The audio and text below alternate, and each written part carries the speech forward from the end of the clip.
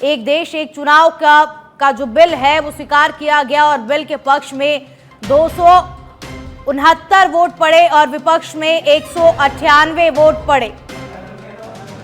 तो इस बिल को आज सदन में, लोकसभा में इस बिल को पेश किया गया और इसके पक्ष में और विपक्ष में वोट डाले गए और पहली बार लोकसभा में ऐसा हुआ कि इलेक्ट्रॉनिक मशीन के द्वारा ये वोट डाले गए।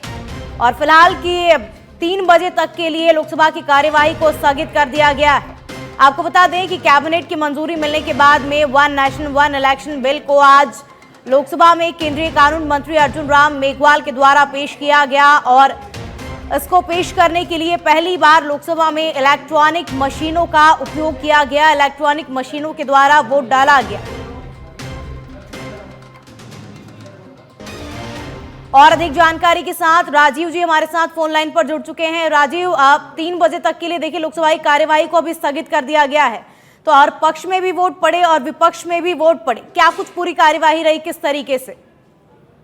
बिल्कुल, देखिए, एक देश एक चुनाव को लेकर के बिल को आज पेश कर दिया गया। केंद्रीय कानून मंत्री अर्जुन राम मेघवाल ने बिल पेश किया और विस्तार से उसके बारे में जानकारी दी कि आज देश को क्यों जरूरत है। उसके बाद लगातार विपक्ष के जो नेता हैं, खास करके कांग्रेस पार्टी के नेताओं की, सांसदों की बात कीजिए, टीएमसी की बात कीजिए, समाजवादी पार्टी की बात कीजिए, ये लोग लगातार विरोध करते हुए नजर आए। उसके बाद वोटिंग प्रक्रिया शुरू की गई। अब चूंकि नया पार्लियामेंट है तो इसमें हाईटेक टेक्नोलॉजी का सारा सिस्टम लगा हुआ है, तो उसमें पहले राउंड में कुछ टेक्निकल गड़बड़ी आई। कुछ ऐसे सांसद हैं जो सही तरीके से वोट नहीं कर पाए थे, तो उन्होंने सवाल खड़ा किया। उसके बाद जिन लोगों को दिक्कत आ रही थी वो पर्ची के माध्यम से जो है अपना वोट समर्थन दिए। तो अब जो है 269 जो है समर्थन में आया हुआ है वोट। कुल मिलाकर के देखा जाए तो आज जो बिल पेश किया गया है, इसको लेकर जो विरोधाभास देखने को मिल रहा था, तो कहा जा सकता है कि बिल के समर्थन में बहुमत देखने को मिली है। अब इस पूरे मैटर को जो है जेपीसी में भेजने के लिए सरकार ने प्रस्ताव रखा है।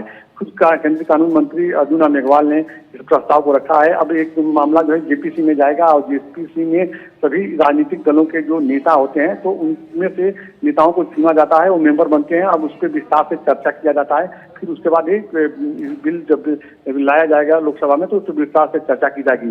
बड़ा डेवलपमेंट ये रहा कि देखिए, सरकार लंबे समय से इस बिल को लेकर के तैयारी में जुटी हुई थी और आज एक देश एक चुनाव को लेकर के पेश कर दिया गया है। और जिस तरह से लगातार देखिए लंबे समय से विपक्ष के जो सांसद हैं, कांग्रेस पार्टी के जो सांसद हैं और दूसरे राजनीतिक दल के जो खास करके इंडी गठबंधन की जो क्षेत्रीय पार्टियां हैं, वो लंबे समय से विरोध कर रही थी। उस दौरान केंद्रीय कानून मंत्री अर्जुन राम मेघवाल ने बताया कि जो वन नेशन वन इलेक्शन का मामला है, कोई आज नहीं आया है। यह 1983 में पहली बार जो है ये चुनाव आयोग ने इसको लेकर के अपना सहमति रखा था कि इस तरह की व्यवस्था होनी चाहिए देश में, क्योंकि इससे समय और पैसे दोनों की बर्बादी होती है। अधिक से अधिक खर्च होते हैं, कभी किसी राज्य में कभी किसी राज्य में चुनाव प्रक्रिया होती रहती है।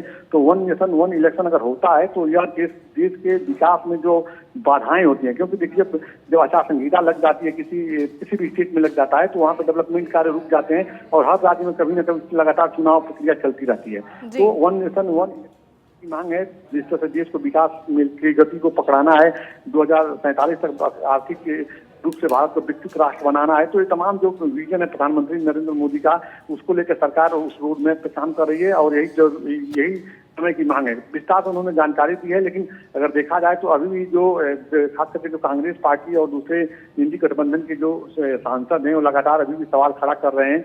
लेकिन देखिए सरकार पूरी तैयारी में जुटी हुई है और अब ये मामला जब जेपीसी में जाएगा तो फिर इस पर विस्तार से चर्चा होगा और आने वाले समय में सरकार पूरी तैयारी में है कि 2029 में जब चुनाव हो तो एक देश एक चुनाव का प्रक्रिया हो और पूरे देश में एक साथ जो है पार्लियामेंट का और विधानसभा, सभी राज्यों की विधानसभाओं के चुनाव संपन्न कराई जाए। जी, शुक्रिया राजीव तमाम जानकारी साझा करने के लिए।